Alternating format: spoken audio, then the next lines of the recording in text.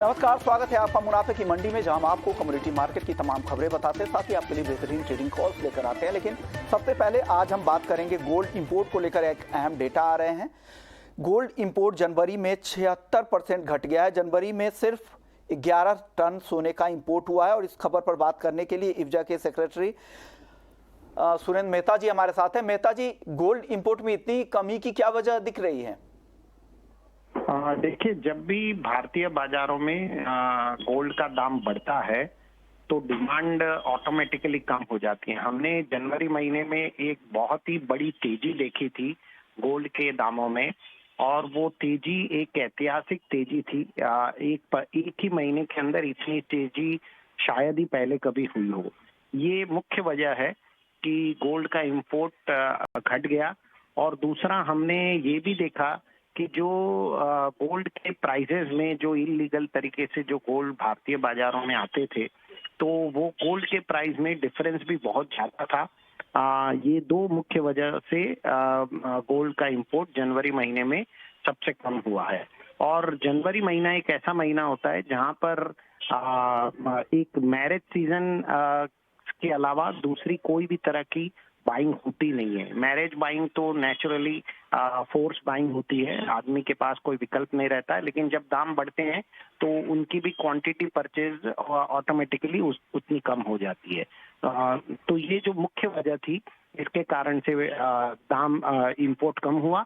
और लोगों को ये कहीं ना कहीं पर एक ये शंका थी, जितने भी बुलियन डीलर है या ज्वेलर हैं या कंज्यूमर भी हैं, कि गोल्ड के दामों में थोड़ी जब नरमी आएगी तब वो गोल्ड खरीदेंगे। और यही वजह है कि बैंकों ने, बुलियन डीलरों ने गोल्ड को इंपोर्ट नहीं किया।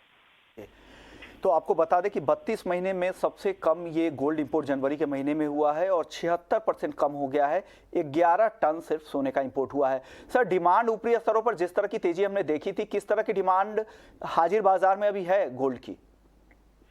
देखिए, जो लास्ट 2-3 दिनों से बेसिकली अनएम्प्लॉयमेंट डेटा आने के बाद में और सीपीआई डेटा आने के बाद में जिस प्रकार से गोल्ड में गिरावट आई है, तो थोड़ा थोड़ा मार्केट इम्प्रूव होने लगा है। वापस हमने पिछले 3 दिनों में देखा है कि जो कंज्यूमर है वो रिटेल दुकानों में जा रहा है और इंक्वायरी कर रहा है। थोड़ी बहुत बाइंग साउथ और वेस्ट जोन में बढ़ी है। अभी भी इस प्रकार की बाइंग हमने ईस्ट जोन में नहीं देखी है, और नॉर्थ में भी अभी तक बाइंग में इतनी तेजी नहीं आई है। लेकिन मुझे पूरा विश्वास है कि जो गोल्ड के दाम गिरे हैं, और यदि आप देखें तो भारतीय बाजारों में लगभग 2,500 रुपए गोल्ड के दाम गिर चुके हैं। तो हम अच्छी डिमांड की उम्मीद कर रहे हैं अगले मैरिज सीजन की। चलिए सर, अब इसके बाद अब बात कर लेते हैं गोल्ड के प्राइस को लेकर। जो भी ट्रेडर्स और इन्वेस्टर्स आपको देख रहे हैं, आपको सुन रहे हैं, उनके लिए क्या सलाह है? 56,000 के बेहद करीब सोना है। क्या लग रहा है 56,000 के अब नीचे जाएगा? खरीदारी के लिए कब सलाह देंगे? किन लेवल्स पे खरीदे अगर गोल्ड खरीदना हो तो? देखिए, हमें एक चीज समझनी होगी कि $1,615 से जो गोल्ड ऊपर के लेवल पे बढ़ना शुरू हुआ, तो लगभग हमने $1,950 तक गोल्ड को एक तरफा बढ़ते हुए देखा। लगभग $335-40 सोना लगातार बढ़ता गया। उसके बाद अनएम्प्लॉयमेंट डेटा और सीपीआई के डेटा ने गोल्ड में एक करेक्शन का मूवमेंट दिया, और वो करेक्शन लगभग हम $115 तक का करेक्शन हम देख चुके हैं। गोल्ड स्पॉट मार्केट के अंदर अंतरराष्ट्रीय बाजारों में फिलहाल लगभग 1834-35 के आसपास ट्रेड कर रहा है। मुझे लगता है कि $1820 के ऊपर एक बहुत बड़ा रेजिस्टेंस है। 1820 के नीचे यदि गोल्ड जाता है तो हम $1780 तक के दाम देख सकते हैं। लेकिन मेरे हिसाब से ये बहुत ही अच्छा एक एक्यूमुलेशन पॉइंट है, क्योंकि वहां से मुझे लगता है एक ऐतिहासिक तेजी होगी। और इस लेवल के ऊपर यदि बाइंग करनी हो तो डेफिनेटली स्टॉप लॉस लगाकर ही बाइंग करनी चाहिए, अन्यथा बाइंग नहीं करनी चाहिए। ये मेरी सलाह है। सर, चांदी काफी गिर चुकी है। फरवरी में ही देखिए 70,000 के ऊपर चांदी गई थी फरवरी की शुरुआत में, 2 फरवरी के आसपास, और आज देखिए 65,500 के आसपास है। क्या सलाह है? चांदी में कितनी गिरावट और आ सकती है, और खरीदारों के लिए क्या सलाह है आपकी तरफ से? देखिए, मेरे हिसाब से चांदी में जो पहला नीचे सपोर्ट लेवल बनता है वो स्पॉट मार्केट में $21.10 का बनता है और उसके बाद $20.64 का सपोर्ट बनता है। तो मुझे लगता है यहाँ से एक भारतीय बाजारों के हिसाब से यदि मैं कैलकुलेट करूं करंट INR डॉलर से, तो मुझे लगता है 63,000 एक अच्छा सपोर्ट लेवल दिखाई देता है। यदि चांदी को कोई भी खरीदना चाहे तो उसे 63,000 का स्टॉप लॉस लगाकर या उसके थोड़ा नीचे का स्टॉप लॉस लगाकर ही खरीदना चाहिए। और चांदी इस पॉइंट पे भी मुझे बहुत ही अट्रैक्टिव बाइंग लगती है। मैं समझता हूं कि 2023 में चांदी और सोना दोनों आउट परफॉर्म करेंगे और एक ऐतिहासिक तेजी बनाएंगे। वापस से ऐतिहासिक तेजी दिखेगी, वापस से रिकॉर्ड बनेगा, लेकिन चांदी काफी अट्रैक्टिव लग रही है। 65,000 के आसपास यहाँ पर एंट्री करने का मौका है। उसी के आसपास का स्टॉप लॉस लगा के आपको ट्रेड भी कर सकते हैं और इन्वेस्टर हैं वो भी खरीदारी कर सकते हैं लंबी अवधि का जिनका नजरिया है। शुक्रिया मेहता सर, आपने वक्त निकाला हमारे लिए। चलिए आगे बढ़ते हैं। हमारे साथ दो और मेहमान हैं आज। मनोज कुमार जैन हैं, डायरेक्टर है और हेड कमोडिटी हेड है और करेंसी रिसर्च के भी हेड हैं पृथ्वी फिनमार्ट के। स्वागत है सर मनोज जी आपका। और भाविक पटेल हैं ट्रेडबुल सिक्योरिटीज से। आप दोनों मेहमानों का स्वागत है। गोल्ड और सिल्वर पर आपकी राय क्या होगी मनोज जी? क्या लग रहा है, गोल्ड 56,000 के आसपास आ गया है, क्या ये अच्छा लेवल है खरीदारी के लिए? टेक्निकली कैसा दिख रहा है गोल्ड? नमस्कार विष्णु जी, बिल्कुल यहाँ पे $1975 से हमने करेक्शंस जो है आते हुए देखे हैं सोने की कीमतों में, और अभी हम $1850 के नीचे इंटरनेशनल मार्केट में ट्रेड करते हुए देख रहे हैं। जिस तरह से यूएस के जो जॉब के डेटा आए थे उसके बाद हमने देखा कि इन्फ्लेशन के नंबर्स भी उम्मीद से बढ़कर आए। कल जो यूएस के रिटेल सेल्स और कोर रिटेल सेल्स के नंबर्स आए, वहां पे जनवरी महीने में अप्रत्याशित बढ़त देखने को मिली। उसके बाद फिर एक बार ये धारणा बनती हुई लग रही है कि जो यूएस फेड है अपनी ब्याज दरों में बढ़ोतरी आगे भी जारी रखेगा। डॉलर इंडेक्स में लगातार मजबूती बनी हुई है। वहीं जो 10 वर्ष के बॉन्ड यील्ड है यूएस के, वो फिर एक बार 3.8% के ऊपर निकलते हुए नजर आए हैं। तो इन सारी चीजों के चलते हम देख रहे हैं कि सोने में जो गिरावट का दौर है वो देखने को मिल रहा है। अभी जो करेक्शन है वो थोड़ा और कंटिन्यू हो सकता है। सोने में बाइंग के लिए अभी थोड़ा वेट करके चलना चाहिए। हमारा मानना है कि $1820-1800 जो इंटरनेशनल मार्केट में एक बार कीमतें आ सकती है। भारतीय बाजारों की अगर हम बात करें तो यहाँ 55,500 55,400 तक के स्तर जो है अगले कुछ दिनों में देखने को मिल सकते हैं। तो सोने में अभी बाइंग के लिए वेट करना चाहिए, थोड़े और करेक्शन की गुंजाइश है। वहीं अगर चांदी की बात करें तो यहाँ ऊपरी लेवल से काफी हेल्दी करेक्शन देखने को मिले हैं। कीमतें लगभग 10% से ज्यादा इंटरनेशनल मार्केट में करेक्ट हो चुकी है और हम देख रहे हैं कि निचले स्तरों पर अभी अपने अपने सपोर्ट लेवल के काफी नजदीक जो है ट्रेड कर रही है। जो रिस्की ट्रेडर्स हैं वो इंट्राडे में भी यहाँ 65,800 पे बाइंग कर सकते हैं, 65,350 के स्टॉप लॉस से 66,600 के लक्ष्य के लिए। वहीं जो निवेशक है वो गिरावट में यहाँ पे अक्यूमुलेट जो है हर गिरावट में कर सकते हैं एसआईपी मोड में।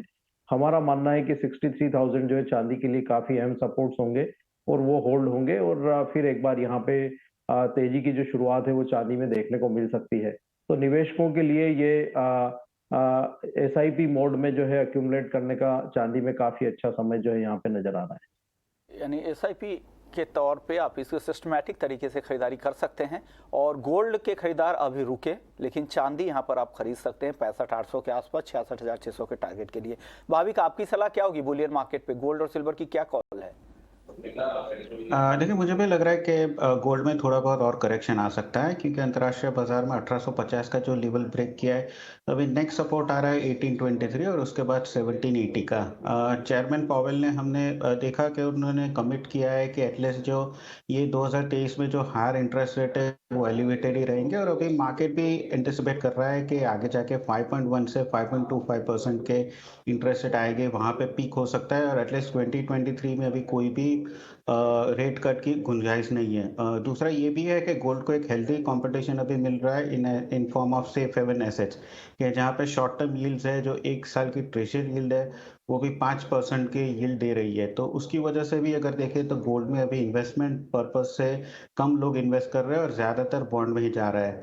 मुझे लग रहा है कि ये जो हेडलाइन ड्रिवन मार्केट है और ये करंट हेडलाइन है उसकी वजह से ऑफकोर्स गोल्ड में थोड़ा बहुत इम्पैक्ट आएगा, बट आगे जाके टेक्निकल इंडिकेटर्स भी प्ले में आएंगे कि जहाँ पे निवेशकों को लगेगा कि गोल्ड अभी थोड़ा ओवरसोल्ड आ रहा है और वहां से थोड़ा वैल्यू बाइंग कर सकते हैं। तो मुझे लग रहा है कि एटलीस्ट 55,500 से 55,200 के बीच में निवेशक लोग वापस आएंगे ट्रेड करने के लिए। बट इंट्राडे पर्पस में मुझे लग रहा है कि गोल्ड में अभी भी बिकवाली करनी चाहिए, जहां पे अप्रैल कॉन्ट्रैक्ट अराउंड 56,300 के करीब आता है, तो 56,000 के टारगेट के लिए सेल कर सकते हैं और स्टॉप लॉस रख सकते हैं 56,450 का। चांदी की बात करें तो चांदी में भी मुझे लग रहा है कि थोड़ा बहुत नीचे आ सकता है, तो आई थिंक चांदी अराउंड 65,000 के आसपास आती है तो बाय कर सकते हैं। यानी चांदी 65,000 के आसपास खरीदे, गोल्ड जो करंट लेवल है उसके ऊपर आए, 250 रुपये की तेजी है, 56,300 पे आप वहां पर बेच सकते हैं। सेल ऑन राइज की स्ट्रेटजी है। और गोल्ड में नई खरीदारी जो भाविक को लगता है वो आपको 55,500 के आसपास से खरीदारी करनी चाहिए, वहां पर बाइंग इमर्ज होने की उम्मीद लग रही है। कच्चे तेल की बात करते हैं, यहाँ पर फिर से तेजी दिख रही है और कई सारे ऐसे फैक्टर्स हैं जो यहाँ पर सपोर्ट कर रहे हैं। मनोज जी, क्या लग रहा है? कच्चा तेल 6,550 के आसपास MCX क्रूड पे है, क्या करना चाहिए फ्यूचर्स के ट्रेडर्स के लिए और ऑप्शंस के ट्रेडर के लिए? क्या सलाह है दोनों के लिए? कच्चे तेल में मेरा मानना है कि जिस तरह से यूएस के जो ऑयल स्टॉक्स में लगातार बढ़ोतरी देखने को मिल रही है, कल भी जो यूएस EIA का रिपोर्ट आया था वहां 16 मिलियन बैरल से ज्यादा जो है 10 फरवरी को समाप्त हुए सप्ताह में जो है बढ़त देखने को मिली थी स्टॉक में।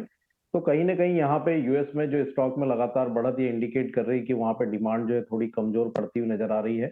कीमतों में सपोर्ट यहाँ पे दो कारण से देखने को मिले। एक तो रशिया की तरफ से जो 5 लाख बैरल की कटौती के अनाउंसमेंट आए हैं, दूसरा चाइना के डिमांड का एक भरोसा यहाँ पे मार्केट को बना हुआ है, लेकिन एक बेहद दायरे में है। हमारा मानना है कि जो 75 से 81 का जो WTI का दायरा है वो बना रहेगा और आज के सत्र में भी यहाँ ऊपरी लेवल्स पर फिर एक बार जो है रेजिस्टेंस देखने को मिल सकते हैं।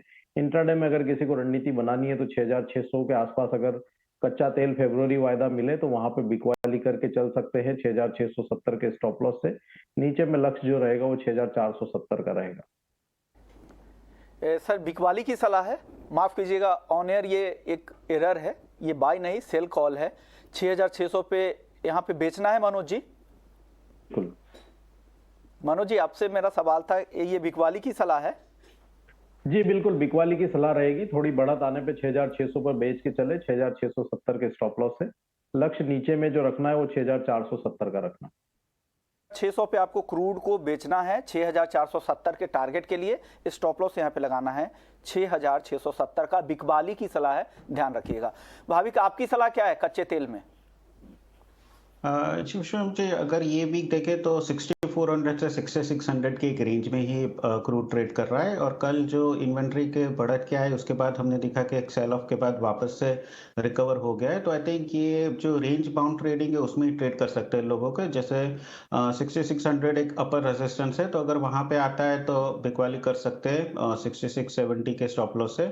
और नीचे वही 6400 का एक सपोर्ट ले रहा है, तो अगर 6400 के बीच में आता है तो बाय कर सकते हैं। आई थिंक पोजिशनल में तभी ट्रेड करूंगा कि जब 66 से 6400 के रेंज के बीच में नहीं ट्रेड कर रहा है, इधर 66 से ऊपर ब्रेकआउट आ रहा है या 6400 के नीचे जा रहा है। तो पोजिशनली आई थिंक अगर कोई ट्रेडर्स है तो वेट कीजिए एक ट्रेंड ब्रेकआउट के लिए। और इंट्राडे अगर किसी को करना है तो एक रेंज बाउंड ट्रेडिंग कर सकते हैं। अब बात नेचुरल गैस की। Natural gas Manoj ji, MCX पर 200 के आसपास एक साइकोलॉजिकल लेवल बन गया है, उसके आसपास से वापस से ऊपर जाता है, फिर 210 215 के आसपास से गिर के फिर से उसी लेवल पे आ जा रहा है। क्या लग रहा है नेचुरल गैस में? क्या अब वो चिंता, जो भी चिंता थी जो विंटर डिमांड की, वो सब खत्म हो गई है? स्टोरेज की दिक्कत यूरोप में है नहीं, अब क्या भाव अब चलने वाले नहीं हैं? क्या लग रहा है, अब रेंज में ही रहेगा और किस तरह के लेवल्स देखने को मिलेंगे? ट्रेडर्स के लिए क्या सलाह है? डिमांड को लेकर के अभी भी चिंताएं हैं, क्योंकि जो विंटर का डिमांड यूरोप और यूएस से लगाया जा रहा था उतना डिमांड देखने को नहीं मिला और उसी के चलते हमने देखा कि कीमतों में जो है प्रेशर बनता हुआ नजर आया और हमने $2.5 के भी नीचे इंटरनेशनल मार्केट में कीमतों को फिसलते हुए देखा। अभी जो दायरा बना हुआ है नेचुरल गैस के लिए वो 188 से 222 का बना हुआ है। जब तक ये दायरे से बाहर नहीं निकलता यहाँ पे कोई पोजिशनल ट्रेड की सलाह नहीं रहेगी। दायरे में ट्रेड कर सकते हैं 188 से 195 के दायरे में आए तो वहां बाय कर सकते हैं। ऊपर में 220 के आसपास जब जब भी भाव आए मुनाफा वसूली करते रहें। 222 के ऊपर का अगर ब्रेकआउट होगा तो फिर यहाँ पे जो है थोड़ी स्ट्रेंथ कीमतों में देखने को मिल सकती है। जब तक दायरे में है वहां पे ट्रेड ले सकते हैं। चलिए, लेकिन एक और अहम खबर है, क्योंकि देश में रिकॉर्ड खाने का तेल इंपोर्ट हो रहा है। जनवरी महीने की अगर बात करें तो 16.61 lakh ton veg oil import हुआ है, लेकिन एक और आंकड़े हैं कि इस साल से इस महीने में सिर्फ खाने के तेल का इंपोर्ट हुआ है, नॉन एडिबल ऑयल का इंपोर्ट जनवरी के महीने में नहीं हुआ। इस पर बात करने के लिए हमारे साथ बीबी मेहता साहब हैं, सॉल्वेंट एक्सट्रैक्टर्स एसोसिएशन के एग्जीक्यूटिव डायरेक्टर है। सर, स्वागत है आपका ईटी नाउ स्वदेश पर। सर, इतना तेल इंपोर्ट क्यों हो रहा है, क्या वजह है? क्या वजह है? बड़ा अच्छा सवाल आपने पूछ लिया। लोगों को खाने के लिए तेल चाहिए तो तेल आ रहा है, पर सरप्राइजिंगली जो पहले क्वार्टर में 48 lakh ton of edible oil आया, लास्ट ईयर 36 था, 30% अप हुआ है, वो भी अपने जो क्रशिंग सीजन में। उसका एक रीजन भी है, लोगों को ऐसा लगता था कि पाम के दाम ऊपर जाएंगे फिर से, तो नवंबर दिसंबर में पाम और सोया सनफ्लावर काफी डिफरेंस, 400 $450 डॉलर, तो जम के नवंबर दिसंबर में पाम लेके आया। जनवरी में क्या हुआ, जो पहले 400 450 डिफरेंस था, अभी $250-300 का डिफरेंस हो गया सन सोया एंड पाम में। इसलिए आप देखें तो जनवरी में काफी सोया एंड सनफ्लावर है, कम से 8 lakh ton sun and soya combine आए हैं। बट ओवरऑल इंपोर्ट बढ़ रहा है, वो हकीकत है, और is alarming for us also, क्योंकि हमारी कभी हमने देखा नहीं कि अपनी क्रशिंग सीजन में इतना इंपोर्ट हो। कभी ऑफ सीजन है जैसे मई जून जुलाई अगस्त, तभी अपने यहाँ ज्यादा है। सर, और ये सनफ्लावर ऑयल के जो नंबर है ये काफी चौंकाने वाले, ये बहुत ज्यादा आ गए हैं। 4.61 लाख टन का इंपोर्ट अचानक से इतना ज्यादा, वो लोगों को कितना माल बेचना है रूस और यूक्रेन को?